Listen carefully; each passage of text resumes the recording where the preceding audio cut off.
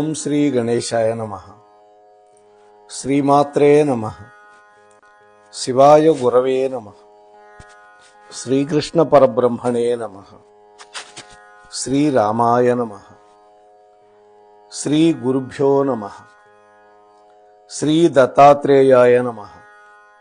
ఓం ద్రాం దత్తాత్రేయాయ నమః. ఓం ద్రాం దత్తాత్రేయాయ నమః. ఓం ద్రాం దత్తాత్రేయాయ నమః. శ్రీదత్త గురుదత్త, జయ జయ గురుదత్త. ప్రియ భగవద్బంధువులారా,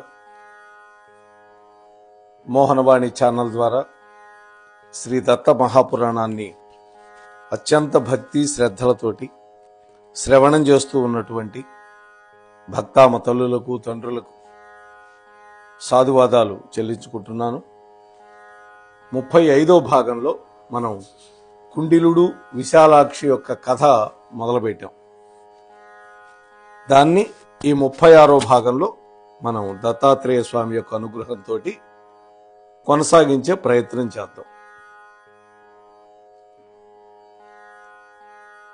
ఒక రాక్షసుడు ఉన్నాడని, వాడు మాయారూపాలు ధరించగలడని మనం చెప్పుకున్నాం.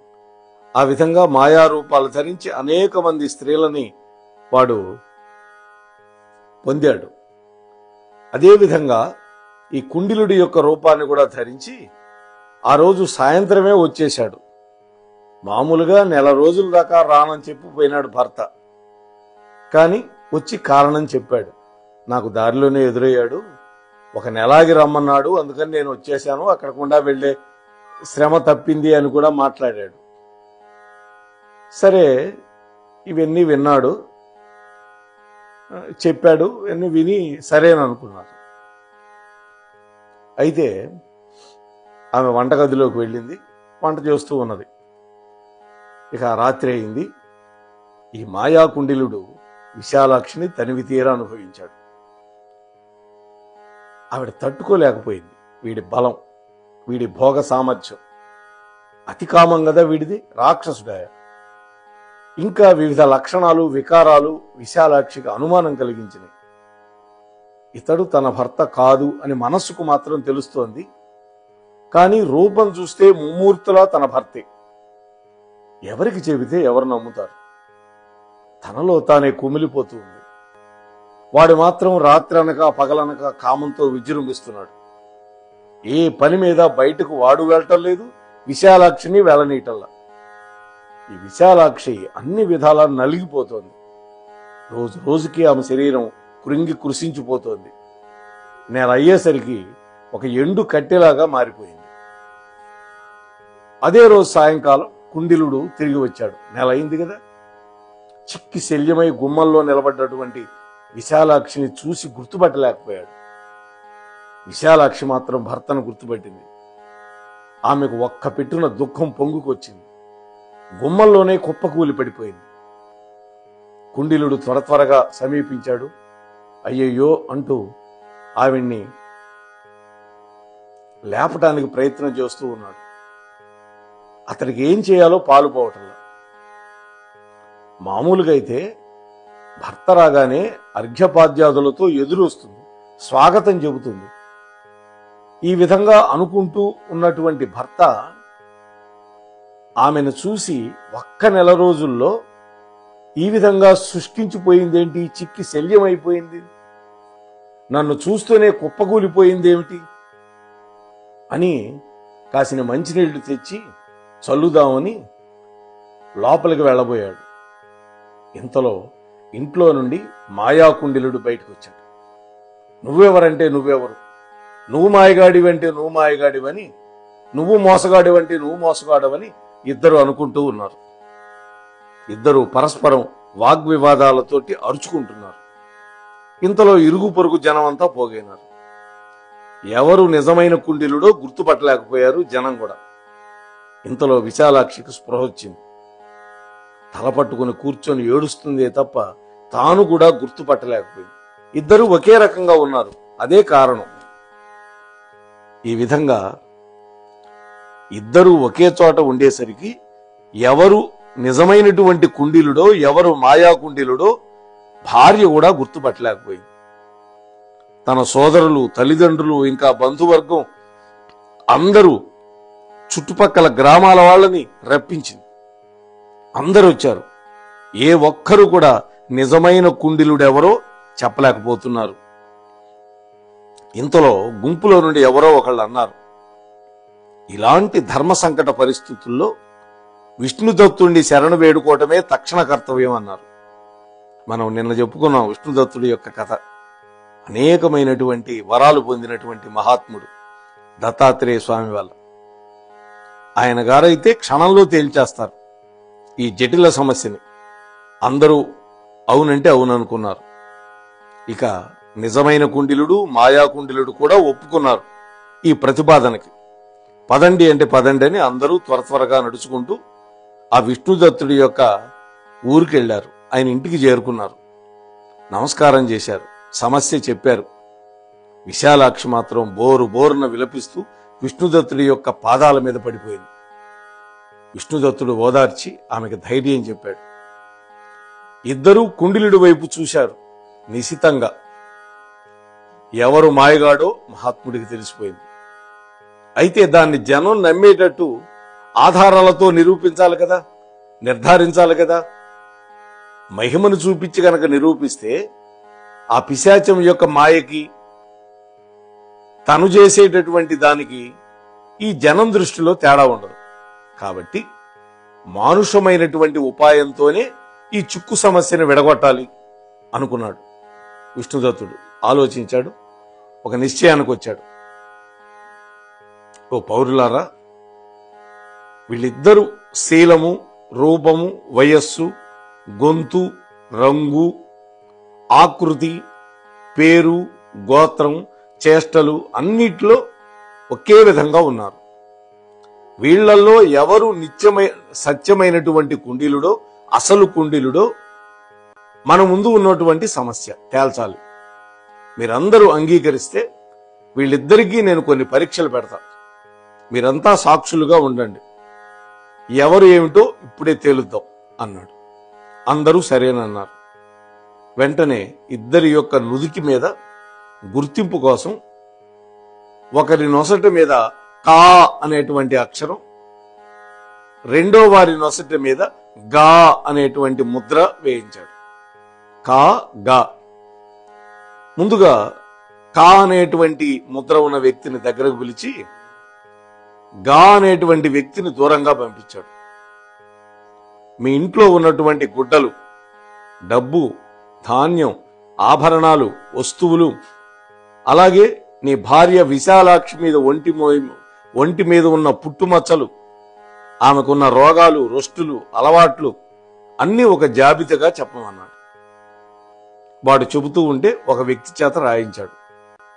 ఆ కాగితాన్ని సాక్షుల వద్ద భద్రంగా పెట్టాడు. అట్లాగే రెండో వాడు ఉన్నాడు గా వాడిని పిలిపించాడు. అతడితోనూ అలాగే చెప్పించి ఒక జాబితా రాయించి భద్రం చేశాడు. ఆ తరువాత విశాలాక్షిని పిలిచాడు. ఆమెతో కూడా వాళ్ళ ఇంట్లో ఉన్నటువంటి సామాగ్రి, తన ఒంటి మీద ఉన్నటువంటి పుట్టుమచ్చలు, అలాగే భర్త యొక్క ఒంటి మీద పుట్టుమచ్చలు, ఇవన్నీ రాయించి సాక్షులకు అందించాడు. 3 జాబితాలు క్షుణ్ణంగా పరిశీలించాడు. ఇక ఒక నిర్ణయానికి వచ్చాడు. కానీ ఎవ్వరికీ ఏం చెప్పల.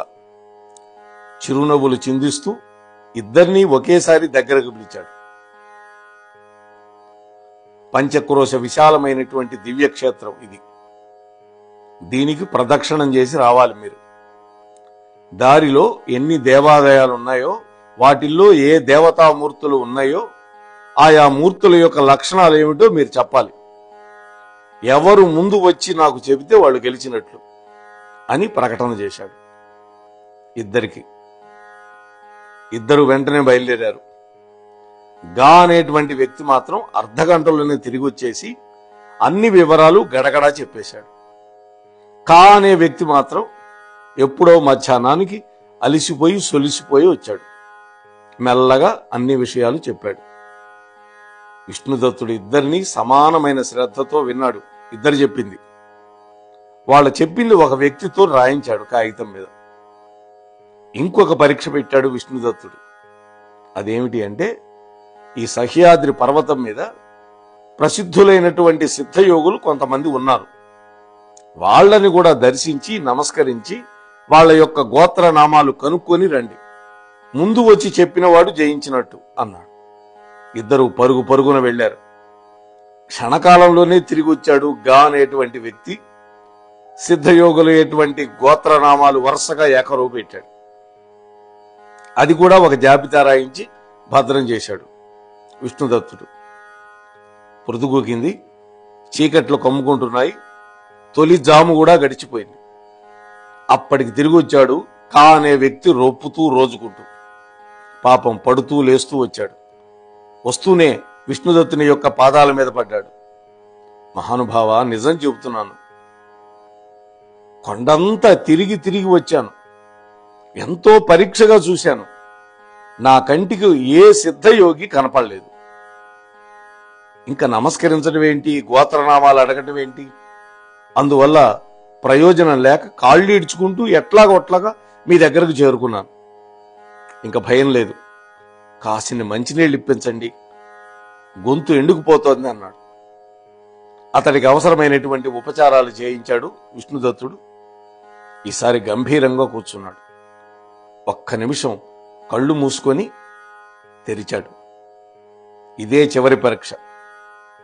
నీ శక్తికి యుక్తికి ఇందులో నెగ్గడమే నెగ్గడం అంటూ సన్నటి మూతి ఉన్న సీసా లాంటి ఒక గాజు పాత్రను తీశాడు. దాని మూత తీసి అందరి సమక్షంలో మధ్యలో పెట్టాడు. ఆ సీసా మూతి సన్నగా ఉంది. ఇందులోకి తటాలను ప్రవేశించి చరాలను బయటికి రావాలి. ఇదే చివరి పరీక్ష అన్నాడు. ఇక్కడ దొరికిపోతాడు చూడండి. విష్ణుదత్తుడి యొక్క మాట ముగిసేలోగా గా అనేటువంటి వ్యక్తి సూక్ష్మ రూపం ధరించి ఆ గాజు సీసాలోకి వెళ్ళిపోయాడు. విష్ణుదత్తుడు మెరుపు వేగంతో ఆ బెరడాతో సీసాని బిగించి పారేశాడు. చూసారా, ఏమి తెలివితేటలండి! అదే దత్తుడి యొక్క అనుగ్రహం, దివ్యానుగ్రహం. ఇక బయటికి రాకుండా మంత్రం కూడా వేశాడు. ప్రేక్షకులందరూ హర్షధ్వానాలు చేస్తూ ఉన్నారు. ఇన్నేళ్లుగా పట్టి పీడిస్తున్నటువంటి ఆ పిశాచం యొక్క పీడ విరగడైందని అందరూ హాయిగా ఊపిరి పీల్చుకున్నారు. ఆనందంతో కేరింతలు కొడుతూ ఉన్నారు. సత్యకుండిలుడు అంటే నిజమైనటువంటి కుండిలుడు, విశాలాక్షి పరస్పరం గాఢంగా కౌగిలించుకున్నారు. విష్ణుదత్తుడికి సాష్టాంగ నమస్కారాలు చేసి ఆశీర్వాదాలు పొందారు. అక్కడున్న వాళ్లలో ఒక వ్యక్తి లేచి, మహానుభావ, నువ్వు దివ్యశక్త సంపన్నుడివి, దత్తుడి యొక్క అనుగ్రహానికి పాత్రుడవైనవాడని మాకు తెలుసు. కేవలం అలా చూసి సత్యాసత్యాలను గ్రహించగలిగినటువంటి మహానుభావుడివే, మరి 4 పరీక్షలు ఎందుకు పెట్టావు? దయచేసి మా యొక్క సందేహం తీర్చండి అని అభ్యర్థించాడు. అప్పుడు విష్ణుదత్తుడు చెప్పాడు, ఓ మాన్య మహోదయులారా, నేను నిజమైనటువంటి వ్యక్తిని గుర్తించడమే కాదు, మీరు కూడా గుర్తించేటట్టు చేయాలి కదా. విశాలాక్షి కూడా గుర్తించాలి, నమ్మాలి. ఇది జరగాలంటే పరీక్షలు తప్పదు. అందుకే నేను 3 పరీక్షలు పెట్టాను. ఇంట్లో వస్తువులు చెప్పమంటే యజమానికైనా తడబాటు ఉంటుంది. ఉన్న వాటిలో కొన్నిటిని మర్చిపోవచ్చు, కానీ లేని వాటిని మాత్రం చెప్పలేడు. అదే దొంగ అయితే ఊహించి చెబుతాడు కాబట్టి ఉన్నవి లేనివి చెప్పేస్తాడు. ఇక ఇల్లాలు చెప్పే జాబితాలో దాన్ని పోలిస్తే అసలు రంగు బయటపడుతుంది. ఈ పరీక్షలో మనం ఖచ్చితమైనటువంటి నిర్ధారణ చెయ్యకపోయినా యజమాని యొక్క ఆచూకీ మాత్రం తెలుసుకోవచ్చు. ఇక 2వ పరీక్షలో క్షేత్రాన్ని అర్ధగంటలో అలుపు సొలుపు లేకుండా తిరిగి వచ్చినటువంటి వ్యక్తి దేవతన్నా అయి ఉండాలి, లేదా దయ్యమన్నా అయి ఉండాలి. అంతే తప్ప మానవ మాత్రుడు రాలేడు. కాబట్టి దీంతో దొంగ ఎవరో నిశ్చయం అయింది నాకు. ఇంకా ఎవరికైనా ఏమైనా అనుమానాలుంటే వాటిని కూడా తొలగించడం కోసం 3వ పరీక్ష. ఎందుకంటే ఇది సంసారాలకు సంబంధించిన విషయం కదా. అన్ని విధాలా నిర్ధారణ చేసుకున్నాకే ఒక నిర్ణయానికి రావాలి. లేకపోతే భార్యాభర్తలను విడగొట్టినటువంటి పాపం నాకు వస్తుంది. అంతేకాదు అక్రమ సంబంధాన్ని అంగీకరించినటువంటి పాపం కూడా నాకు చుట్టుకుంటుంది. అందువల్ల 3వ పరీక్ష కూడా పెట్టా. అనుమానం తీర్చుకున్నా. సిద్ధయోగులు వారంతట వారు అనుగ్రహిస్తే తప్ప ఎవరికీ కనపడరు. అలాంటిది అందరినీ చూసి వచ్చానని గోత్రనామాలు గబగబా చెప్పేశాడు. అలవాటు పడినటువంటి అసత్యవాది వీడనమాట.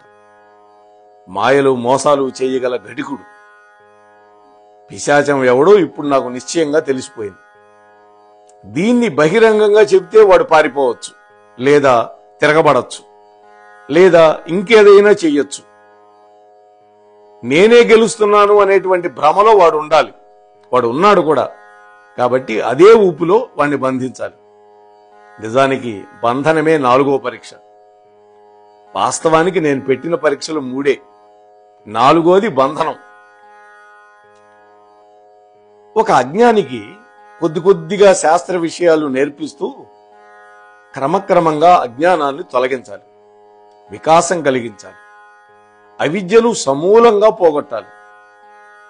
వేదాంత విషయాన్ని అతడిలో ప్రకాశించేటట్టుగా మొత్తం ఈ ప్రక్రియ అంతా నేను నడిపించా. ఇది నీతిజ్ఞులు చెప్పినటువంటి మార్గం. దీన్ని అనుసరించి మీ అనుమానాలు తొలగించి తుది నిర్ణయం మీకే తెలిసేటట్టుగా చేశాను. ఆహా, మీరందరూ సమరపడ్డారు.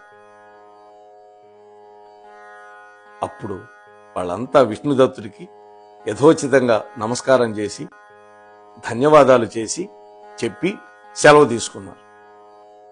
ఓ దేవేంద్ర, విష్ణుదత్తుడు చేసినటువంటి మరొక నిర్ణయం కూడా చెబుతాను విను. ఇది 7వ ఉదాహరణ.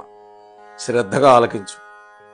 నీ సందేహాలు పూర్తిగా తొలగిపోతాయి అంటూ బృహస్పతి చివరి కథను మొదలు పెడుతున్నాడు. అదే ఆత్మజ్ఞానం. ఓ దేవేంద్ర, ప్రతిష్టానపురంలో ఒక బ్రాహ్మణోత్తముడున్నాడు. అతడు జ్ఞాన విజ్ఞాన పారంగతుడు. ఆయనకు లేక లేక ఒక మగబిడ్డ పుట్టాడు. ఆ బిడ్డ పుట్టినప్పటి నుండి ఏ చైతన్యము లేకుండా ఒక జడ పదార్థంలాగా ఉంటూ ఉన్నాడు. శారీరకమైనటువంటి ఎదుగుదల ఉన్నది, కానీ మానసిక చైతన్యం మాత్రం కనపట్టల. బజారుకి రాడు, ఎవరితో కలవడు, ఆటపాటలు లేవు, పెడితే తింటాడు, పెట్టకపోతే పస్తుంటాడు, ఆకలి అని అడగడం. ఇది తినొచ్చు, ఇది తినకూడదు అనేది విచక్షణ లేదు. ఇంత తినొచ్చు అనేటువంటి జ్ఞానం కూడా లేదు. మలమూత్రాలకు రెండిటికి తేడా లేదు. నిలబడి ఉంటే నిలబడ్డ చోటే ఉంటాడు, కూర్చొని ఉంటే కూర్చున్న చోటే, ఒకవేళ పడుకొని ఉంటే పడుకోనే ఉంటాడు. ఇది వాడి పరిస్థితి. ఏదో ఒక పిశాచం పట్టినప్పుడు ఎలా ఉంటుందో అలాగే ఎప్పుడు ఏకాంతాన్నే కోరుకుంటూ ఉంటాడు. ఎవరితో కలవాలన్నా పలకాలన్నా భయపడుతూ ఉంటాడు. చదువు సంచలు లేకుండా ఇంట్లోనే పడి ఉన్నటువంటి ఆ కొడుకును చూసి ఆ దంపతులు ఎంతో కుమిలిపోతూ ఉన్నారు. చూడండి, అటు కొడుకు లేకపోయినా పర్వాలేదు, కానీ ఇటువంటి కొడుకు పుడితే ఎంత బాధ ఉంటుందో చూడండి. దాన ధర్మాలు చేశారు, తీర్థయాత్రలు చేశారు, నోములు, జపాలు, వ్రతాలు, గ్రహశాంతులు అన్నీ పూర్తయినాయి. అన్ని రకాల వైద్యాలు కూడా చేయించారు. సొమ్ము అయితే కరిగిపోయింది, కానీ కుర్రవాడిలో మాత్రం మార్పు రాల. విష్ణుదత్తుడి యొక్క మహిమ గురించి విన్నారు. ఆ దంపతులు ఆ బిడ్డను తీసుకొని అక్కడికి వెళ్ళారు, చూపించారు, పరిస్థితి అంతా చెప్పారు. మహానుభావ, దత్తాత్రేయ అనుగ్రహానికి పాత్రుడైనటువంటి గొప్పవారు మీరు. మాకు ఒక్కగానొక్క బిడ్డ లేక పుట్టాడు. ఈ కొడుకు మాకు దక్కేటట్టు చేయండి, మామూలు మనిషిని చేయండి, మా వంశోద్ధారకుడు అయ్యేటట్లుగా చేయండి అని పాదాల మీద పడి ప్రార్థించారు. విష్ణుదత్తుడు ఆ బిడ్డ వైపు నిశ్చితంగా చూశాడు. విషయం అర్థమైంది. తన దగ్గరే ఉంచుకొని ఆ పిల్లవాడిని తల్లిదండ్రులను ఇద్దరిని భోజనం చేయమని లోపలికి పంపించాడు. వాళ్ళు అలా వెళ్ళగానే ఆ బిడ్డతో విష్ణుదత్తుడు మాట్లాడుతున్నాడు. బ్రహ్మన్, తమరెవరు? ఎందుకని ఇక్కడికి వచ్చారు? మీరు వచ్చిన పనేంటి? ఏం చేస్తున్నారు? హాయిగా మీ ఇంటికి మీరు వెళ్ళిపోండి, సుఖాలు అనుభవించండి, సుఖంగా భోజనం చేయండి. ఇప్పుడు నన్ను ఏం చేయమంటారో చెప్పండి. ఈ జడత్వాన్ని వదిలిపెట్టండి అని విష్ణుదత్తుడు అనేసరికి ఆ శిశుయోగి పెదవి విప్పి మాట్లాడుతున్నాడు. తల్లిదండ్రులు లోపలికి వెళ్ళిపోయారుగా, మాట్లాడుతున్నాడు.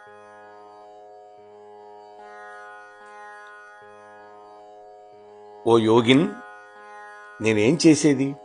ఎక్కడికి వెళ్ళేది? ఏమి స్వీకరించేది? ఏది విడిచిపెట్టేది?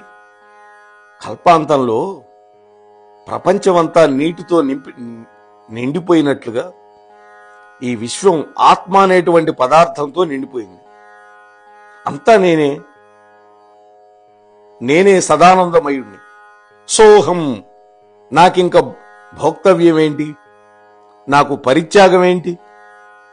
అన్నము నేనే, మంత్రము నేనే, అన్నీ నేనే, అంతా నేనే అన్నాడు.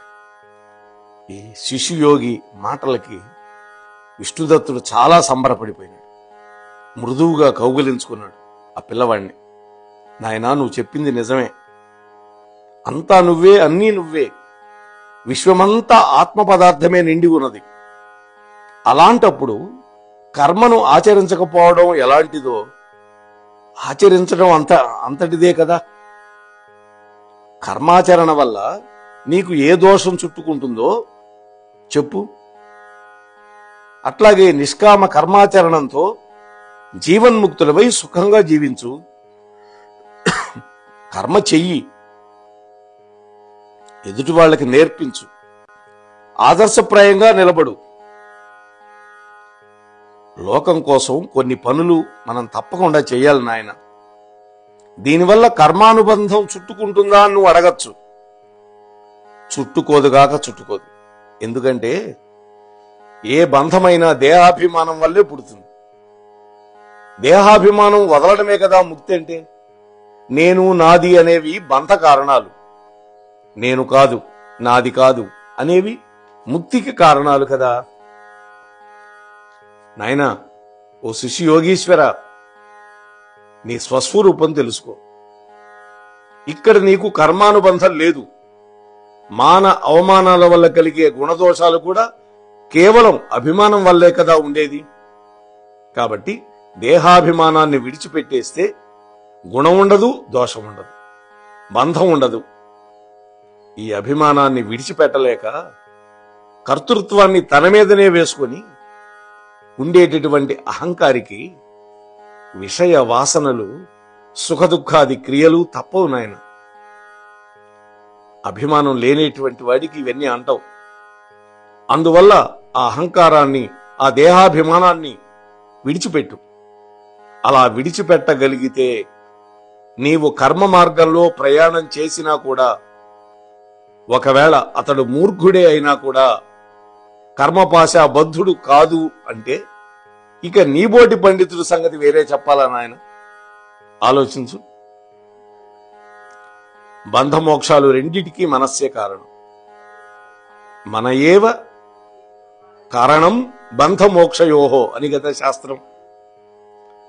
అది విషయాసంగి అయితే బంధహేతు అవుతుంది, అదే నిర్విషయమైతే ముక్తిహేతు అవుతుంది. పరమపురుషుణ్ణి, ఒక పరపురుషుణ్ణి మరిగినటువంటి ఒక స్త్రీ ఇంటి పనుల్లో తల ఉంచి ఉన్నప్పుడు కూడా అంతరంగంలో ఆనాటి తాను చేసినటువంటి సంగమ రసానుభూతిని నెమరు వేసుకుంటూ జీవిస్తుంది. అట్లాగే ధీమంతుడైనటువంటి జ్ఞాని బహిర్వ్యవహారాలను నిర్వహిస్తూ కూడా అంతరంగంలో శుద్ధమైనటువంటి పరతత్వాన్ని అనుభూతి పొందుతూ ఉంటాడు అన్నాడు.